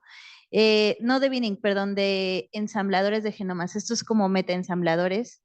¿Y tú sí los has probado? O sea, ¿realmente sí funcionan? ¿Realmente sí, o sea, sí mejora el tamaño de los contigs o algo así? Fíjate que solamente probé uno que se llama MetaAssembler, porque justamente yo en mi tesis de licenciatura dije, voy a ensamblar con Megahit, con ITBA y con otro más. Y entonces dije, ¿y cómo puedo hacer la mejor reconstrucción? Y entonces utilicé MetaAssembler, pero fíjate que no me gustaron los resultados, al menos con mis datos, pero insisto que mis datos eran muy particulares también por lo que te comentaba que tenían como 3000 tags ahí metidos. Entonces, pues por ejemplo, si tuvieses menos datos, yo tal vez sí y tienes el tiempo, también me entraría tal vez a pues, comparar, ¿no? Sí, sí lo utilicé a MetaAssembler, pero pues en mi caso no me sirvió. Y lo mismo pensaba con Quast, porque yo una vez usé Quast y como que salió la salida y como que dije, ok. Pero no sé si... Por ejemplo, Quast podría servir mucho cuando quieren hacer comparaciones a nivel de distintos taxa, ¿no? O sea, que tienen un género específico y quieren comparar con otro género específico de igual de dos vibrios, dos Escherichia coli's. Pues metagenómica a nivel de contigs, Quast, lo único que me sirvió fue como para tener las estadísticas bases, pero pues no más allá. Pero pues igual valdría la pena explorarla, ¿no? Porque de que se puede utilizar también. Sí, supongo. ¿Alguien tiene más preguntas para Gama? Creo que sí. Pero bueno, entonces te sigo preguntando más yo. No. Es que, por ejemplo, yo me quedé pensando, ya ves que nos mostraste tu grafiquita de entre que los contigs, el tamaño del contig tiene mucho que ver con el nivel de contaminación, ¿no? Casi de las primeras que nos mostraste, decías como que el tamaño del contig es justamente. Y sí me llama mucho la atención porque es verdad, o sea, como criterio, todos decimos 2000 pares de bases y de ahí ya dale y lo que sea, pero sí me sorprende porque sí es mucha contaminación, ¿no? Y entonces, pero ¿tú crees que realmente logremos ensamblar contigs más largos? O sea, que lleguemos a contigs del tamaño que, digamos, nos acercáramos más hacia cero. No sé, suena raro. O a lo mejor ahí es donde podríamos secuenciar con PacBio y esas ondas. Pues ahora, nuevamente, depende de la especie, ¿no? O sea, por ejemplo, insisto, con los sedimentos es horriblemente ensamblar contigs así de largos. Pero cuando tienes comunidades, por ejemplo, del microbioma oral, que no está tan extremadamente diverso, o sea, que no tienes miles de taxa, pues tal vez tienes contigs más largos. En mi caso, cuando tú veías la distribución de los contigs, pues era pura retacería de 500 pares de bases, ¿no? Y muy poquitos los más grandes. Entonces, pues lamentablemente depende justamente de la complejidad de lo que es la comunidad microbiana que tú estás estudiando. Y pues yo creo que esta parte de que todos dijeron Canon 2000 pares de bases fue porque este artículo deriva de lo que es un algoritmo de binning que se llama Concot, uno de los primeros binners. Entonces desde ahí se fue construyendo y pues este es un modelo, tan solo es un modelo matemático, pero pues puede haber un poquito más finos. Pero lo que sí es cierto es que justamente el punto de corte de un 2000 pares de bases equivaldría a un 10% de error, ¿no? Entonces, sí hay yo diría tal vez un 10% de error, sí está como que algo considerable, ¿no? Por eso es que la banda justamente se esponjó cuando dijo, no, pues sí, son quimeras, ¿no? Pero como dijo Mirna, o sea, se han estado recuperando de distintos lugares los mismos linajes evolutivos. Entonces, esas quimeras en realidad existen y de hecho eso es lo que pasó con las arqueasas guardianas. Muchas gracias, Gama, qué bonita presentación. Yo tengo dos dudas.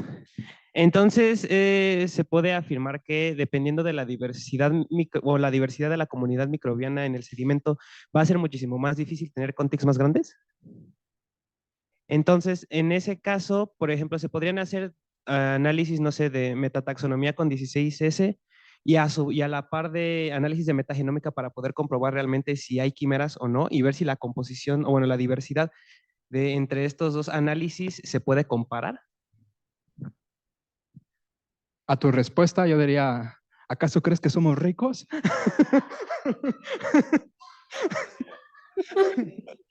Es que sí, por ejemplo, yo, por ejemplo, en la licenciatura estuve trabajando con datos de un consorcio que se llama el Consorcio de Investigación del Golfo de México. Y esos cuatro hicieron la tarea de secuenciar el Golfo de México, primero a nivel de amplicón de 16S, hicieron lo que se conoce como una línea base, para saber qué tan diverso es ese ecosistema, ¿no? Pero también luego mandaron campañas marinas, y eso significa miles de dólares para mandar al buque Justo Sierra a secuenciar y luego meter esas vainas hasta abajo y pues mandar ahí, no sé, a otros investigadores a ver si no se mueren, porque no saben nadar, para poder secuenciar, ¿no? Entonces ahí tenemos información del 16S, también tenemos información a nivel de Shotgun, y esos son datos libres que incluso tú podrías analizar, y la finalidad de eso fue primero levantar una línea base con 16S que se recuperó, digamos, parcialmente a nivel metagenómico, cuando vimos que había miles y miles y miles de cosas. Y en este caso fue extremadamente complicado realmente ensamblar algo, porque era una retacería increíble. Cuando tú haces estudios no solamente de sedimentos marinos, sino de sedimentos de, por ejemplo, del Parque Central de Nueva York, de un bosque de niebla perennifolio, lo que tú quieras, los sedimentos son de las comunidades microbianas más extremas que tú puedes encontrar. Y pues sí, esas son las más difíciles hasta donde yo he visto. Los microbiomas humanos son las más fancy, los más suavecitos, más soft, pero pues igual en comunidades más chiquititas, pues de un charquito de agua, pues igual están menos difíciles de ensamblar porque tienes demasiado ADN ahí que el ensamblador no puede resolver para ensamblar. Ni siquiera sabes si lo secuenciaste, de hecho. ¿Alguna otra pregunta? Le paso el micrófono a Mirna, que tiene un RNA en su nombre. No sé, a ver, Diana, ¿tú tienes alguna pregunta? Pues yo quería decir en esta gráfica que tienen y sobre lo que están discutiendo acerca de cuál es el tamaño mínimo de Contig, yo creo que, o sea, bueno, Concot es el único de los 3 ensambladores que usamos, el de MaxBin y Metabat, que tiene ese valor mínimo. Los otros tienen el valor mínimo de 1000 y creo que tiene un poco que ver con este artículo en donde hacen comparaciones, ¿no? Y sí creo que otra vez la respuesta es depende de la muestra, ¿no? Porque si tienes una muestra muy diversa y baja profundidad, pues te va a pasar lo que a Gamma, ¿no? Que, bueno, tenía una muestra súper compleja y a pesar de que eran cientos de gigas de información y lo que sea, pues no alcanzaban a cubrir toda la diversidad que hay ahí, pues se hace pura pedacería. Entonces ahí toca como mucho pensar en qué quieres recuperar o no y evaluar cada uno de los bienes, ¿no? Y entonces ahí me llega lo siguiente comentario, ¿no? O sea, al armar quimeras en estos bins, hay que tener muchísimo cuidado, ¿no? Y entonces yo por eso estoy un poco en contra de los pipelines que Gama mencionó, ¿no? Porque es difícil controlar todo lo que sucede en un pipeline, en una cosa automática, y entonces no puedes confiar exactamente en todo, ¿no? Hay que ver como las salidas, estar depurando mucho, hay que depurar mucho cuando hacemos ensambles de metagenomas, ensambles de genomas a partir de metagenomas. Eso quería decir. Y sobre MetaQuast hay, más bien sobre Quast, hay un MetaQuast que lo que hace es, bueno, puedes darle una base de referencia, es decir, si tú sabes de qué está compuesta toda tu comunidad, puedes darle una base de referencia y si no se la das, lo que hace es descargarse genomas que puede identificar a partir de sus RNAs, a partir de sus proteínas ribosomales. Y entonces hace como una evaluación de qué tan representados están esos taxones en el metagenoma y te saca ese tipo de métricas que son un poco parecidas a las métricas clásicas de genómica, pero que están relacionadas con la base, con la base de datos que compone a la muestra que estás estudiando. Eso era lo que quería decir sobre lo que han dicho ahorita. Pero supongo que hay más personas que quieren decir más cosas.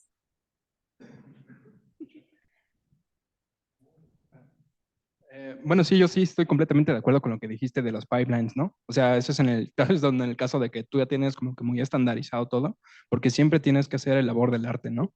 Tienes que andar paso por paso para, pues, aplicar los filtros de calidad y asegurarte que no estás metiendo quimeras. Ahí completamente de acuerdo.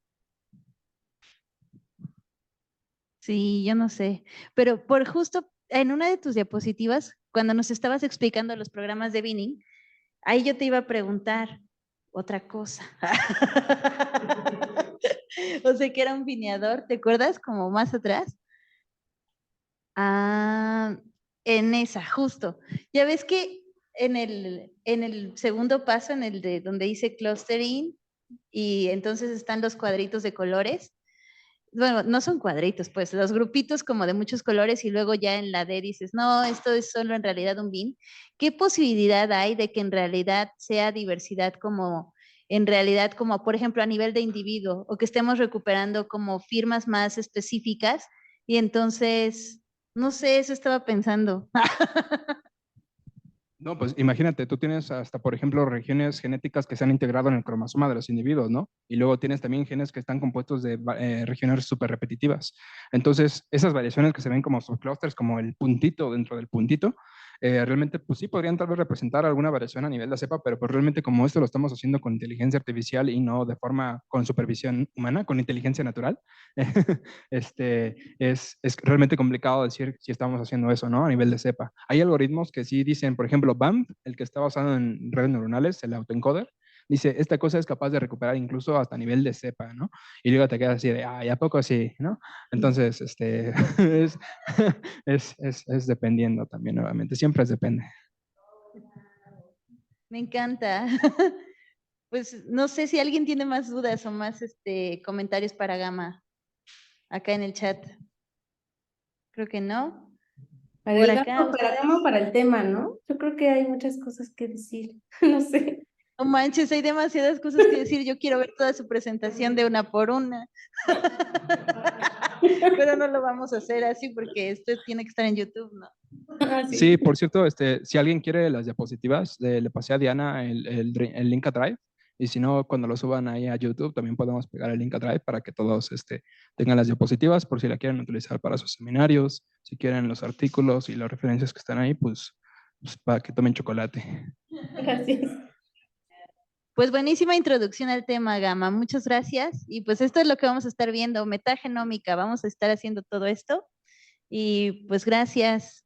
Gracias, Gama. Julián dice que excelente presentación y Alejandro también. Te felicitan ahí en el Zoom. Yay. Voy a parar la grabación.